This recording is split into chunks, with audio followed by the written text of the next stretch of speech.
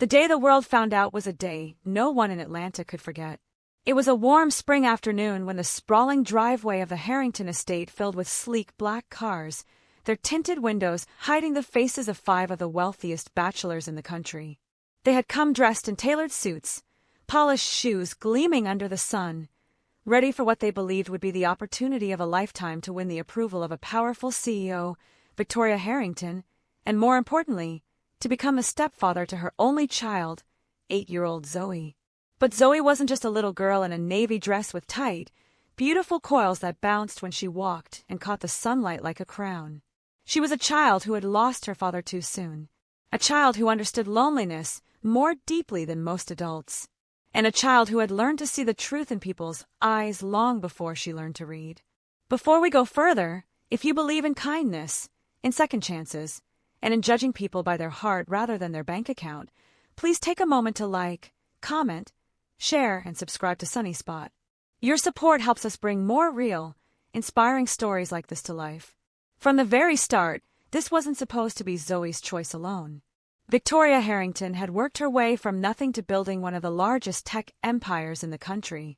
Her life was schedules, contracts, boardrooms, and relentless ambition. After her husband's sudden passing, she threw herself even deeper into her work, convincing herself that building a legacy was the best way to protect her daughter's future. But as Zoe grew, Victoria noticed a distance forming between them. Zoe smiled less, spoke less, and preferred to spend her afternoons in the quiet corners of the house where no one bothered her. The CEO's own mother had once told her, "A child doesn't just need security. She needs a hand to hold and a voice to tell her she's loved." Victoria heard those words echo late at night, and somewhere deep down she knew they were true. That was when she began to think about finding someone who could be a father figure to Zoe. She didn't do things the way most people did. She drew up a list of qualities, reviewed profiles of successful men, and invited 5 who seemed to fit her criteria. They were powerful, wealthy, and well-connected. On the day they arrived, they stood in a neat line in front of the mansion, each waiting for their turn to impress. The cameras of curious reporters lingered at the edges of the driveway, trying to catch a glimpse of this unusual audition. Zoe, however, didn't care about their expensive watches or confident smiles. As she wandered out into the garden, her gaze fell not on the men in suits, but on someone kneeling by the flower beds, pulling weeds with careful hands. His name was Marcus Hayes, the estate's janitor and handyman. His denim overalls were worn at the knees, yellow gloves smudged with soil, and a small toolkit hung from his belt. Marcus had been working at the mansion for less than a year, quietly fixing pipes, polishing floors, and mending whatever broke.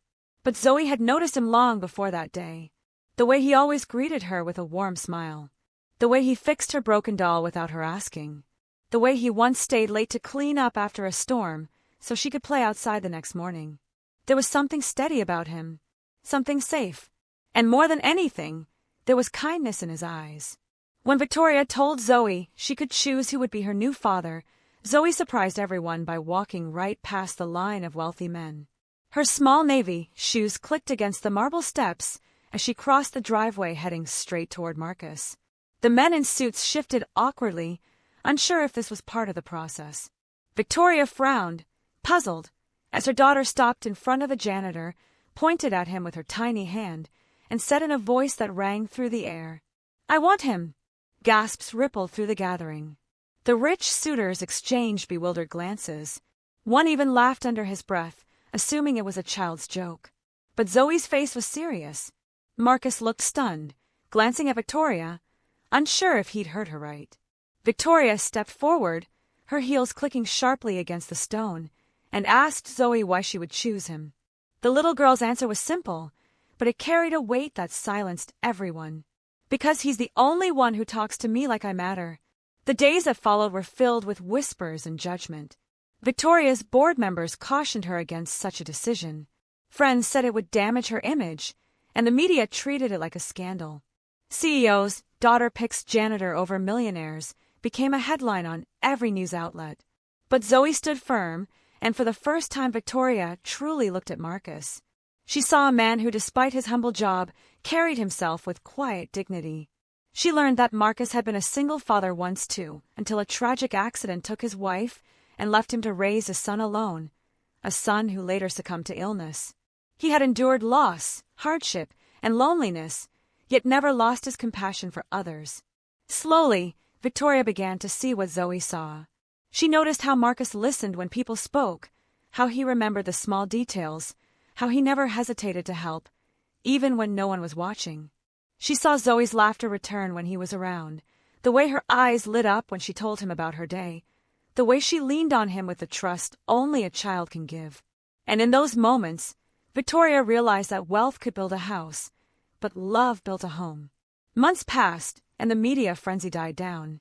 Victoria stopped caring about the whispers and started caring about the life they were building together.